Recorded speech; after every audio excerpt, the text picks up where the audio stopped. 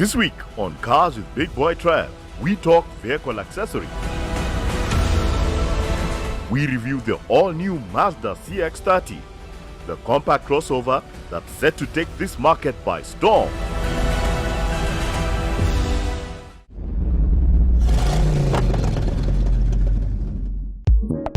The crossover segment is growing at an exponential rate.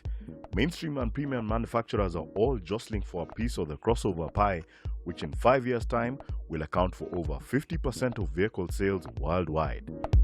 The premium crossover segment is dominated by the European heavyweights like the Mercedes GLA, the BMW X2, and the Jaguar E-Pace. Mazda seems to have taken the strategic shift to the premium crossover segment with the introduction of the CX-30. Unveiled at the 2019 Geneva Motor Show, it competes directly with the Jeep Compass and the Volvo XC40. To deliver even greater and more effortless driving pleasure, Mazda has introduced Skyactiv vehicle architecture to the new Mazda CX-30 to keep its drivers more engaged in the driving experience. Dripping with all sorts of technology and safety equipment, do you think it's got what it takes to dominate this very competitive segment? Let's find out.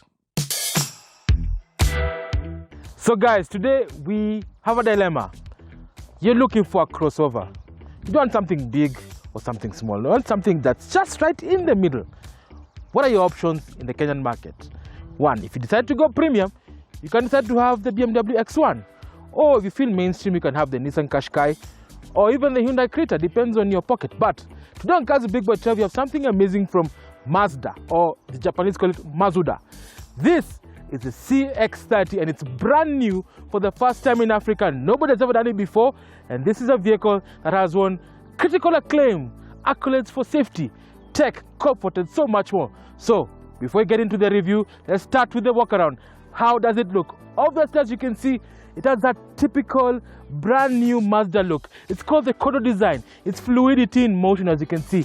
And you can see the big grille over here with the rectangular lights and of course the big honeycomb type of grille, and of course this big badge for Mazda.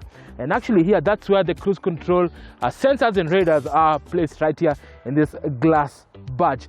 Chrome as well, denoting style and class obviously. And of course this cladding that surrounds the front air dam and goes across all the way. Denotes that this car can do a bit of off-road, and we're going to find out later on. As we go to the side, you can see it's got a hatchback sort of design. It's actually based on the Mazda 3, or in Kenyan terms, Axela, the hatchback. But over here, you do have this slanting sort of coupe design, which is actually something that's in vogue right now.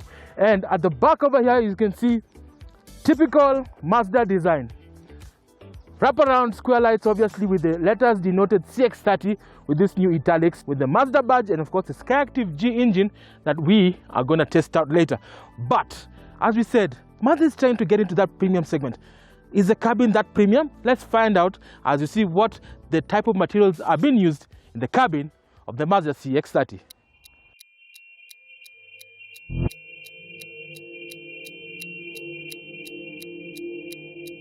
Today we are reviewing something interesting from Mazda, the CX-30. We are the first African country to actually have it, and I can tell you, Mazda are going all out. They're filling in the gaps that are in the market. Remember, Mazda is trying to play the premium game. So where the likes of the BMW X1, the Audi A2, and of course many others are coming into play, this particular vehicle has been designed to target a very specific customer. Somebody wants a hatchback, but also wants premiumness and also wants to do a bit of off-roading. So it's a mixture of that, and that is something that is inherent with this current generation, the young modern family. If someone is looking for such a vehicle, then in the right place here at CBBT. So where do we start? Let's start with the dashboard design. As you can see, Mazda have gone retro. I love the way they've gone retro. This reminds me of the Mazda 323. If you remember the 323, the old school one in the 80s and early 90s, the design of the dashboard was quite similar. You had the vents that were right below the formation of this particular dash, and of course you do have the old school blower. It used to be a blower. There was an AC back then, but it was just a blower. But now, obviously, with the incorporation of new technologies, you have dual zone climate control and many other things. But to kick it off, let's start with the quality of the dashboard. Premium materials. Where have you seen a vehicle from Japan with stitched leather apart from the CX-5 and CX-9 that is available as standard? None. apart from the VX, the Toyota VX, which is very premium. So this guy's actually trying to bring that premium game into the crossover market. As you can see here, you have an 8.8-inch display, which is very clear and precise. Of course, runs the Mazda Connect system, which is very intuitive and very easy to navigate. Moving over, dual zone climate control comes as standard. Right below it, you have a CD player. In 2020, you have a CD player. That's interesting, but anyway, people do have albums and they need to listen to their music.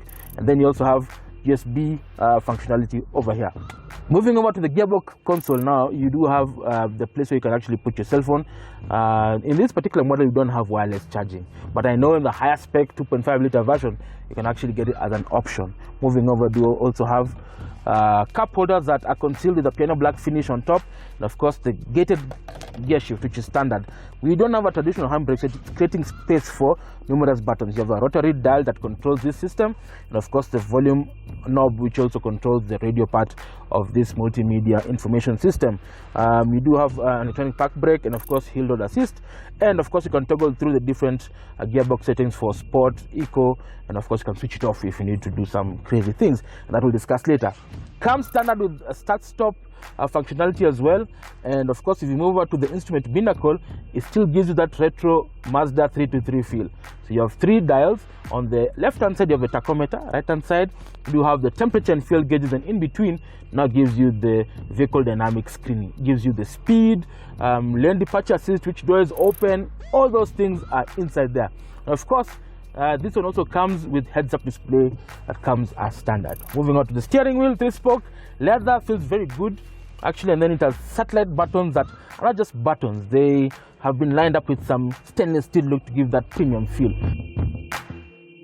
Big Boy is comfortable, the seats are very good. It uses a new material called Velcro that is easy to clean but very firm as well, very supportive, and of course it gives that feel when you're driving very fast and sporty.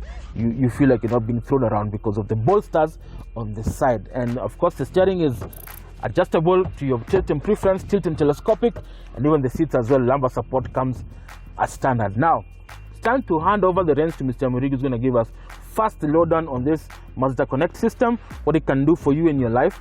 And he's going to go to the back, give you the practicality 60/40, how good is the seating arrangement, and of course at the boot. Then we're going to drive this particular car courtesy of Cars with Big Boy Trev. So we cannot talk about the technology in the CX-30 without starting first with the key. This is the new Mazda key that they have. The buttons on the side, it's very interesting looking, and it powers this keyless entry and keyless start system that Trevor talked about earlier. Now, the piece de resistance of this system, of course, is this 8.8-inch infotainment display. It's Mazda Connect's latest system. It's a beautiful system to use.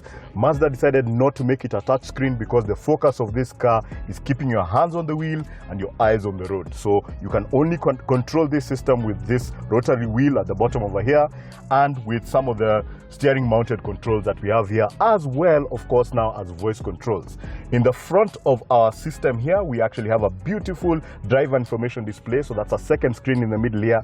And in addition to that, we have of course now a heads-up display, very bright, very vibrant, and incredibly clear to use and very easy to use. Loads of information that's put directly in your line of sight while you're driving.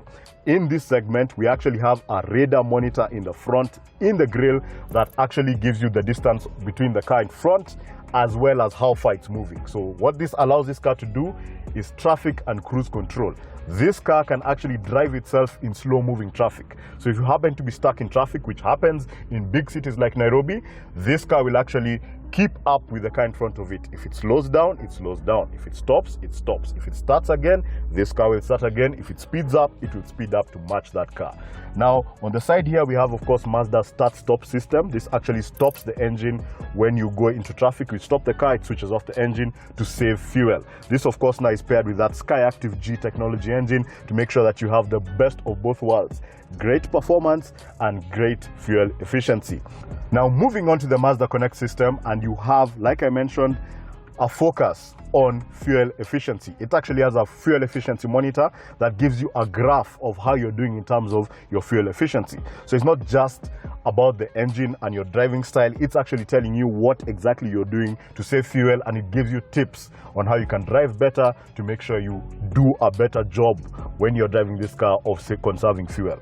Switching to the next menu, you of course now have vehicle status. So this will actually give you tips on when your next service is due and what exactly all of the sensors in the car are figuring out to tell you what exactly is wrong with your car in the unlikely event that there's a problem with your Mazda, but also for regular service. It actually has your service details in the car itself. In addition to this, we have Android Auto and Apple CarPlay as standard in this car. So all you do is plug in your phone, of course, to the USB point here, and while it charges, it gives you the full capabilities of your Android phone or your Apple phone mirrored on the display over here. And that allows you to do things like this.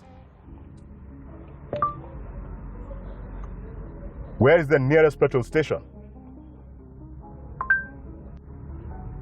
Showing results for where is the nearest petrol station.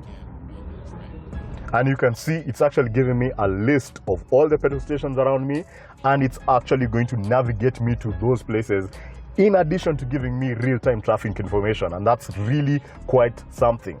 So enough about the technology. It's time for me to jump into the back seat and show you just how much space this has in the back seat for your stuff and your people. Coming down to the back of the Mazda CX-30, and as you can see, this is a beautiful place to be in. Premium materials all over the place. These seats feel lovely. Soft touch plastics on the side here, and where my armrest is, we have this beautiful blue stitched leather where my hand is, making it feel premium. As you can see, this seat is set to Trevor's driving position. Trevor is 6'1", he's a very big boy. I am 5'9", and there's just enough space for my knees over here and quite enough space for my feet under the chair. This is a four-wheel drive car, so it means that there's a transmission tunnel in the middle. So I think it should be enough space for 2 adults in the back and 1 child. Speaking of children, we of course have ISOFIX points for child seats in both of the outboard seats here, and we have cup holders in the handrest over here, just to make sure that we have a place to put a drink when you're on the move.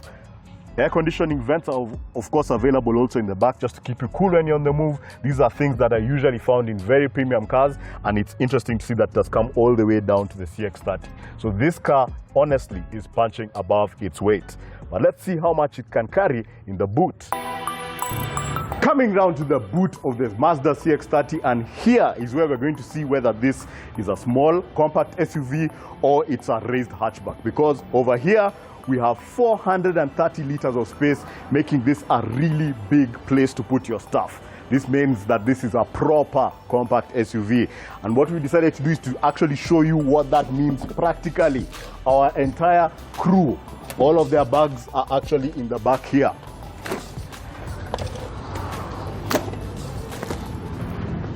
As a crew of about 5 people, the names that you see at the end of the show, and you can see all of their stuff plus a lot more is able to fit inside here. Under here, we have space for a spare tire, first aid kit, fire extinguisher, and triangles, all of the stuff that you need to keep it legal, and loads of space that's easily available. It's very wide, it's very low. There's a nice plastic seal here just to make sure that you can throw stuff in here without a problem. But it's time for us to take this on the road, and for Trevor to let you know how this thing feels as a driving experience.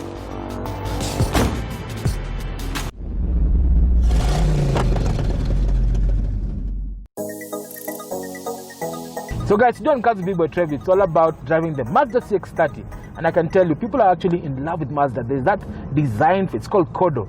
People are loving it. You've seen the CX-5, the CX-9 that we've reviewed. This crossover game is becoming very competitive. People like the BMW X1, the Volkswagen T-Roc, and many others are trying to cut a niche. And this is where the growth is. So all manufacturers are paying attention to this particular segment.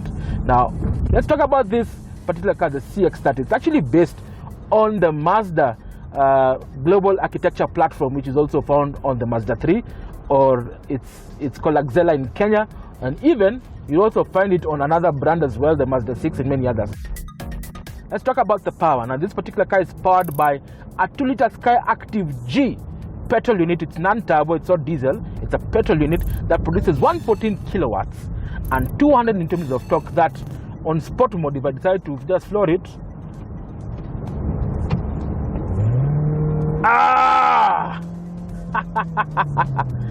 yes, it's responsive, it's peppy, and you do have quite a number of vehicles with this particular engine, the Skyactiv G, which basically it's a system that controls how the valves are opened and closed at certain RPMs to allow for you to have good torque and good power and good efficiency all in one package. The power is sent to the fuel courtesy of this 6-speed automatic transmission that I mentioned earlier. However, it has something called the G-force vectoring. Now this one redistributes torque from different angles of the vehicle, from different sides of the axles, to ensure that you have good braking stability, and of course you do have maximum traction during off-road situations, which is very, very important. Safety-wise, this vehicle, of course, you know Mazda, they don't play in terms of safety. It's got tons of things, from I-stop, which is standard now, emergency autonomous braking, cross-traffic alert, forward traffic alert, lane departure assist, all that stuff is going to keep you out of harm's way. And of course you have the ESP, which is the father of them all, which allows you to, you know, be safe on different circumstances. But in case all hell breaks loose, then you can rely on the most safest crossover in the world that scored 99% on the Euro NCAP safety rating, and of course multiple airbags across the cabin to ensure that you and the family are safe. So I can tell you without flinching, this is the safest crossover in the market right now. How about that? Now, yes, it can do tarmac, yes, you can do cruising, but can you do a little bit of off-roading? We're going to join Mr. Murigi to give us a lowdown on what this system, the G-force vectoring control, is, all-wheel drive, of course, a ground clearance to ensure that you remain, you're able to go through the bundu bashing. Well, it's not a proper CX-9, you can do proper, but a Maram road, you can handle it very well. So join Mr. Murigi as he's going to take you through that course, our special course, only on Cars with Big Boy Trev.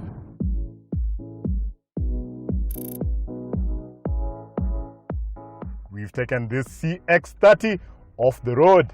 The reason we are doing this is because they call this an SUV. It has all-wheel drive, and we want to see whether it's able to handle itself when the tarmac stops. Now, a lot of people who have these cars are probably not going to do proper hardcore off-roading, but we just want to see if you can turn off the tarmac and handle that last stretch on the way to Shago. And I have to say, so far, it's doing a really good job. A lot of the technology that helps this on the road, because that all-wheel drive system is for traction, is actually working very well over here. We have that increased ground clearance. The engine is giving me enough power to get into and over some of these places. This is a very sandy place, a place where you need traction, and it's handling itself really, really well. One thing I have to say is that the suspension is doing a very good job. I think one of the things that's happening here is when they raise the car, you have additional suspension travel, and it's actually working out over here. It's pretty comfortable, a lot more comfortable than I was thinking. All of the technology that helps you keep your eyes on the road is also working here. So the reverse camera, if you need it, the parking sensors are actually helping to know where the edges of the car are. And I have to say, the engine and the gearbox are doing a really good job of keeping this car planted on the road when we are off the road over here. And honestly, I am impressed. This is not bad at all. This is impressive. But let's see just how impressive by stacking it up against the competition. Let's go for value for money. So guys, back to my first question.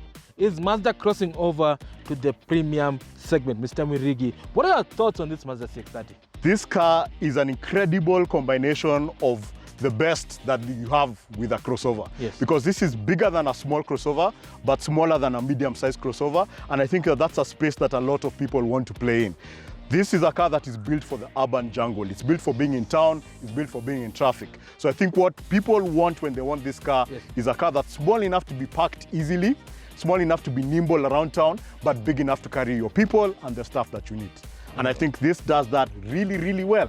And of course, going a bit of off-road right Kidogo now. Kidogo too, but it can handle itself. How much is it?